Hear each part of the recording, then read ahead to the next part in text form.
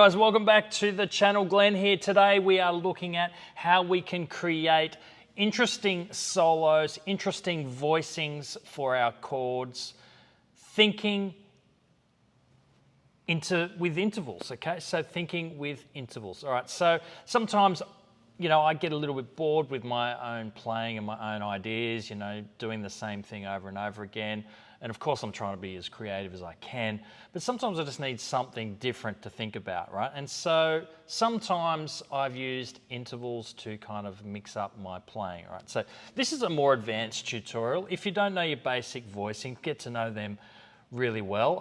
And so that would be the first step, all right? But this is something, you know your basic voicings, you want to do some new stuff, all right?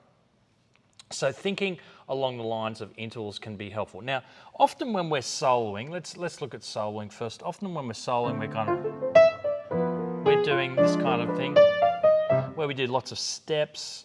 We do lots of steps. We do some skips, and then we have a couple of jumps every now and then, right? There's a jump, and then we come down with some skips, and it's pretty. I'm making that as basic as possible when it's not that basic. I understand that, right? But think about how you might be able to use intervals. Let's say we're playing what song?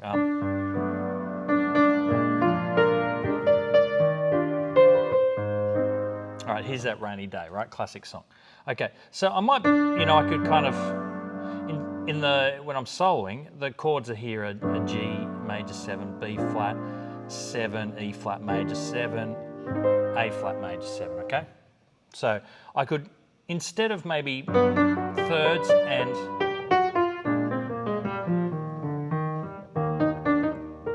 I'm just kind of thinking chords and scales there, right? Instead of doing that, think intervals. So maybe I could think the interval of a fifth, right? So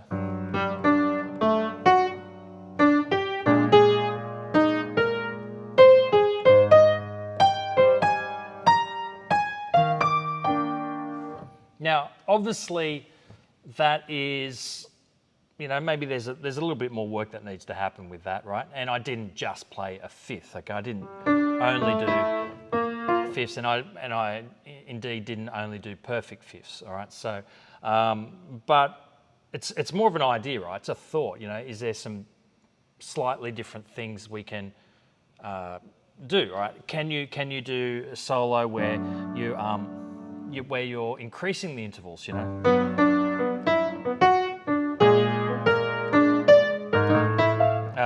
forgetting the chords there. What have we got? B flat, E flat, A flat. So B.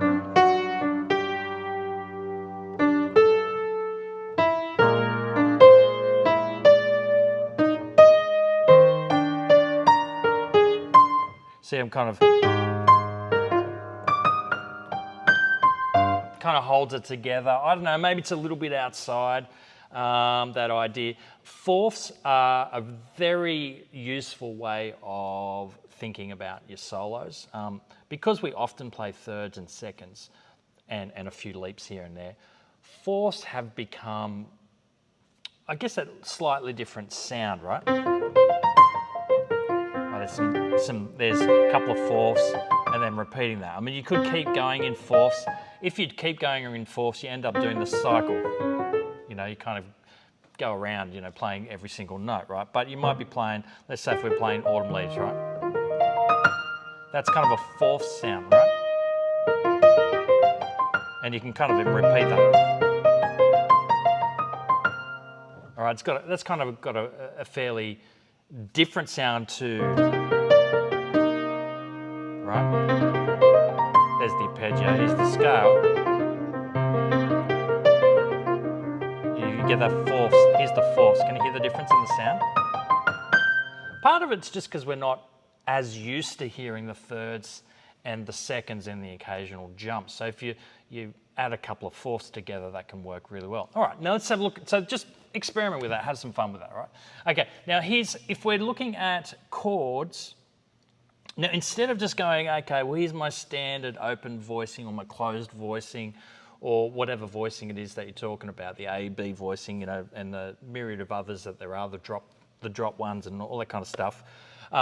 You can think about some intervals, all right? See if you can make up some chords using intervals or a particular type of interval, get a different type of sound. So if I'm thinking of chords with fifths, let's sometimes play C major 7 to F major 7, I can play like that. Now, of course, it's a voicing that you might recognize from some of my other tutorials. It's an axis of what I call an axis of a seventh. And so if I did that and kept going, I'd end up with that, right? Rather than sort of swapping to the other one, all right? So that's, you know, but you can hear there's an openness about 2/5, all right? So there's a fifth and a fifth, okay? Now that's not a fifth.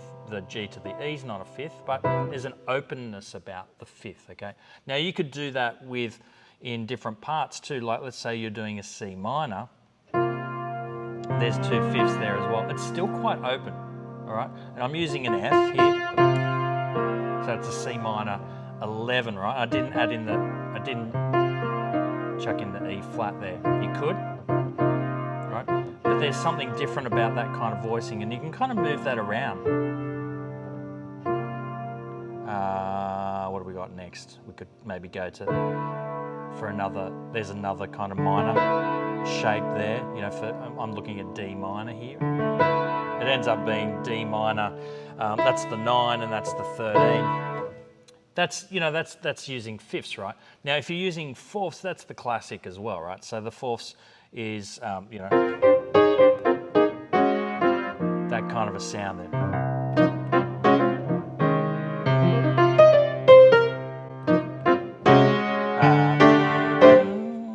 All right, that's a very classic kind of a sound, all right? So just start by adding 2 fourths on top of each other, perfect fourths, not you know, a perfect fourth and an augmented fourth or anything like that. You know, that you end up with more traditional G13 kind of a sound, right? You know, or sharp 9 sound. So you can think of it as either way. That's a G13.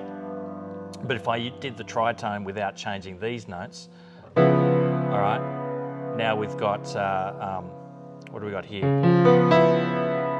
We've got the sharp 9, yeah. Okay, so we go from the 13 to the sharp 9. Okay, so you could do that. Obviously, there's the so what chords, you know, which are really built on a bunch of fourths. Now, think about this. You can actually play the same chord. You know, here's C major 7, right? Now, there's a whole bunch of different voicings. But just how I did before, you can actually think about, well, how can I approach that in different ways? And you can think, well, I can do fifths or fourths or something like that, you know. So if you wanted to do a C chord with fourths, you could kind of start with the E, right, and make it this one. All right, there's a whole bunch of fourths there that give you a C chord, if that makes sense. All right, now one of my favorites is using a couple of ninths on top of each other. So you get, particularly for a minor chord, I really like it for a minor chord, is A minor, right? Now that's just seconds, right? You can hear the tension in that, and I use that quite a lot, right? Because it's, you know, there's a minor second there and a major second there. It's really close together. You can use that in your playing if you want that kind of a sound, right?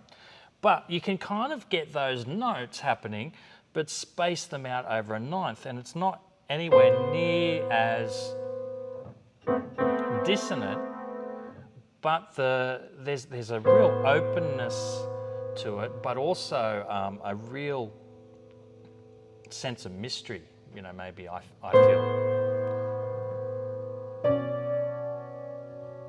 I'm going to go to a major here. I'll do it again. That's B minor, C major. I kind of like that sound. I like mucking around with sevens when I do a lot of composing for solo piano, and I kind of write out some of my compositions and sell them to music teachers and stuff like that, right? I use a lot of sevenths, major sevenths particularly. I love that sound, and I love adding another seventh on top of that. So something like, let me see what will work here in this case. there.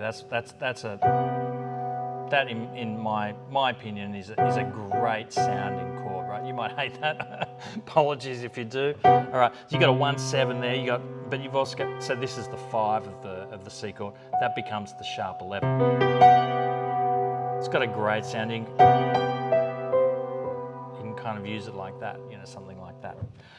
So anyway, today's lesson really is a thought. How can you experiment with intervals to try and get some different sounds that you haven't been exposed to yet, right? So often when you're trying to get something new happening, it's really just about getting one idea, one thought, and then developing that thought a little bit further as you go, right? So you don't want to just go, okay, thought done, okay, next thing, thought done, next thing, thought, stick on that thought for a little while as you play, so play, develop that, right? And all the incredible composers and improvisers have done that for centuries, When you listen to Keith Jarrett, he's the master of developing a theme, and that's how he was able to play solo concerts and keep everyone interested and play a piece of music that goes for 25 minutes, right? Beethoven, an absolute master of it, right? It's three notes together, and then a third down. And he does it again. 3 notes together, then down. He does it.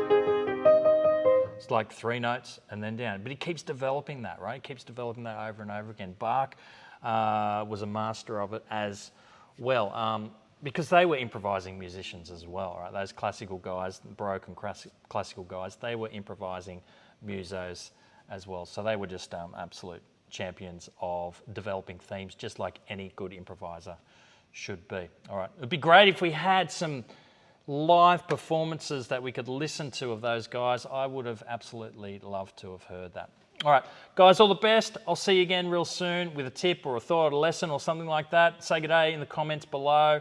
Subscribe if you want to. If you haven't seen this channel before, I've just come up. And we have a whole bunch of different types of jazz piano tutorials and tips and thoughts and stuff like that. All right, all the best, guys. I'll catch you real soon.